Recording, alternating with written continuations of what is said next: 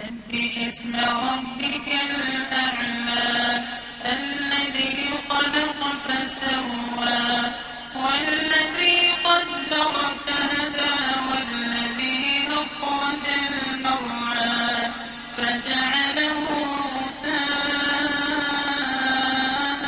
أحوى سنقرئك فلا تنسى إلا ما شاء الله إنه